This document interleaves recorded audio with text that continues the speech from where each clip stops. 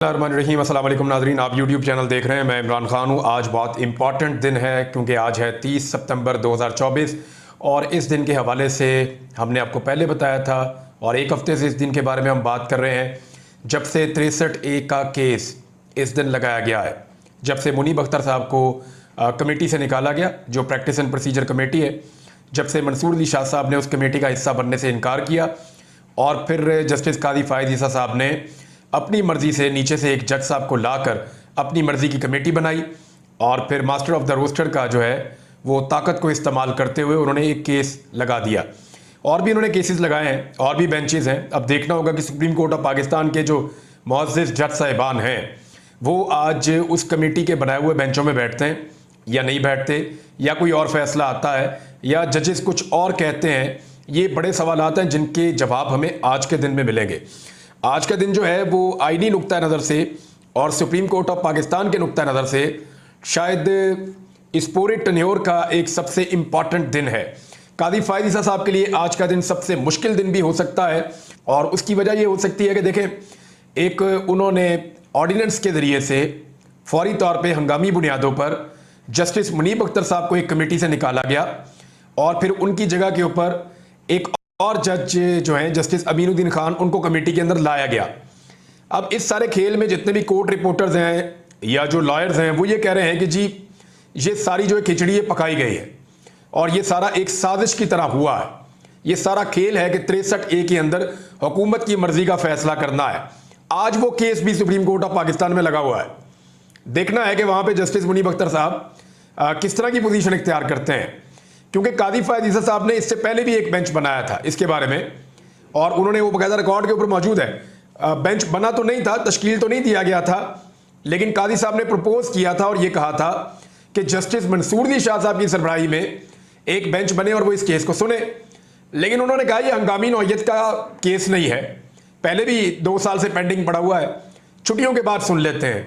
तो अब छुट्टियों के बाद जब ज़रूरत पड़ी है तो कादी फ़ायज़ ईसा साहब ने इसी मुकदमे को दोबारा से यानी इस पटिशन को लगा दिया है। रिव्यू पटिशन है ये, और अब जब लगाया है तो अपनी सरबराही में एक मुख्तलिफ बेंच बना दिया है।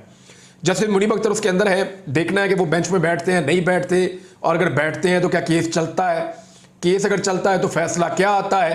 क्योंकि हुकूमत को अगर आईनी तरमीम करनी है और आईनी अदालत बनानी है या कुछ बड़े बड़े फैसले करने हैं, मौलाना फजलुर रहमान साहब तो कह रहे हैं कि अगर हम इस तरमीम के हक में वोट दे देते तो जो मुसवदा हमें दिखाया गया या जो हुकूमत करने जा रही थी, मौलाना साहब ने बड़ी वजाहत के साथ बहुत क्लियरली उन्होंने ये कह दिया कि जो वो करने जा रहे थे वो एक मार्शल लॉ था, बल्कि मार्शल लॉ से भी बदतर हालात पाकिस्तान में पैदा हो जाते अगर हम हुकूमत के साथ वो आईनी तरमीम करवा देते। तो हमने आइन का तहफ़्फ़ुज़ किया, मौलाना फजलुर रहमान साहब ये कह रहे हैं, और आगे भी वो कह रहे हैं जी हमने वोट तो डालना नहीं है।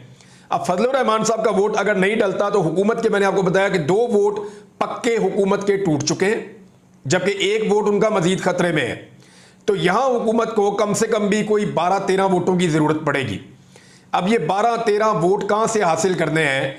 क्या पाकिस्तान तहरीक इंसाफ के इतने बंदे तोड़े जा सकते हैं? तो जवाब है निश्ता, मुश्किल है, क्योंकि तहरीक इंसाफ ने अपने बंदे अब काबू कर लिए हैं और उन्होंने काफ़ी हद तक काबू कर लिया। यानी अभी भी 3 बंदों के हवाले से ज़्यादा रोला पड़ा हुआ है। एक ज़हूर कुरैशी साहब हैं और एक औरंगज़ेब खिची साहब हैं और एक साहिवाल से उस्मान चौधरी साहब हैं। ये विकेट के दोनों तरफ मौजूद हैं और क्लैरिटी के साथ नहीं आ रहे कि आया ये इमरान खान के साथ खड़े हैं या नहीं खड़े, और क्लैरिटी के साथ ये जवाब नहीं दे रहे। पार्टी की क़यादत इनकी इनसे राब्ते कर रही है, इन्हें एंगेज करने की कोशिश की जा रही है।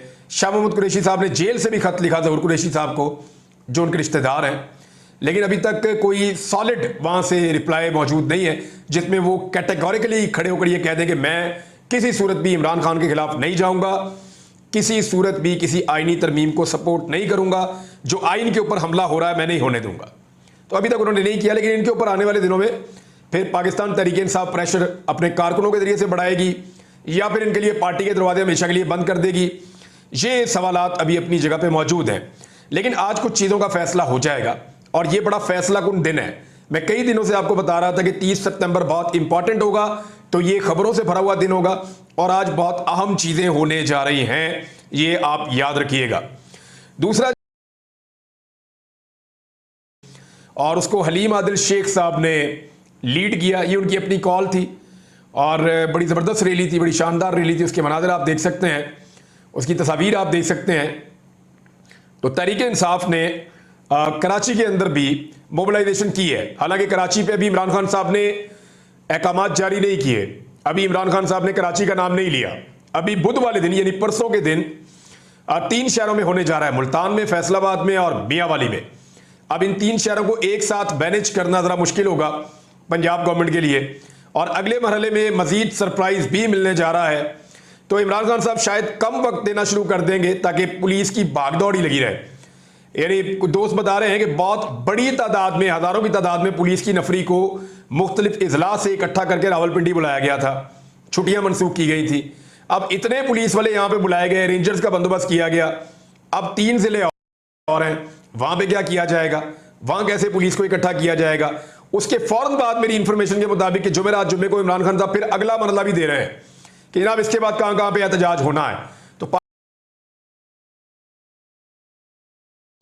मिसाल के तौर पे अगर आप गौर करें तो आर्या मकबूल जान साहब, उन्होंने क्या किया है, यानी उनके ऊपर 2 किस्म के एलिगेशन है ना। एक तो वो इस मामले में बहुत क्लियर है, वो इसराइल के मामले में, फ़लस्तीन के मामले में। और मैं ये एक ज़ैद आमिर साहब हुआ करते थे, एस्टैब्लिशमेंट के बहुत करीब थे, उनको हमने सारी ज़िंदगी उनसे सुना कि इसराइल में ये हो जाएगा, पाकिस्तानी ये करेंगे, पाकिस्तानी फ़ौज ये करने वाली है इसराइल के ख़िलाफ़, और इसराइल के ख़िलाफ़ एक जहाद का वक्त आने वाला है। उन्होंने हमें बहुत सारी बातें बताई थी, लेकिन क्योंकि वो एस्टैब्लिशमेंट के करीब है तो पाकिस्तान की ऐसा लगता है जब पॉलिसी बदली तो वो भी चुप हो गए।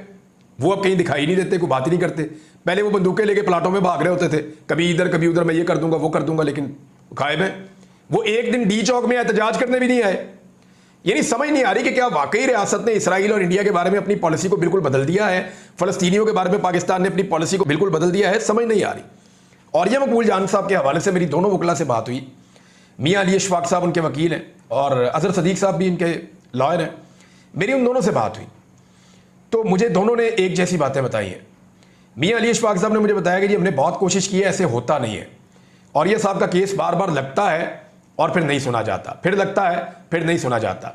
जानबूझकर एक दिन वो कहते हैं जी हमने बड़ी कोशिश की, हमें 42वां नंबर मिला, फिर दोबारा बहुत कोशिश की, हमें 32वां नंबर मिला, अब हमने दोबारा बहुत कोशिश की, हमें 13वां नंबर मिला। हमारी कोशिश है कि इस मुद्दे को सुना जाए।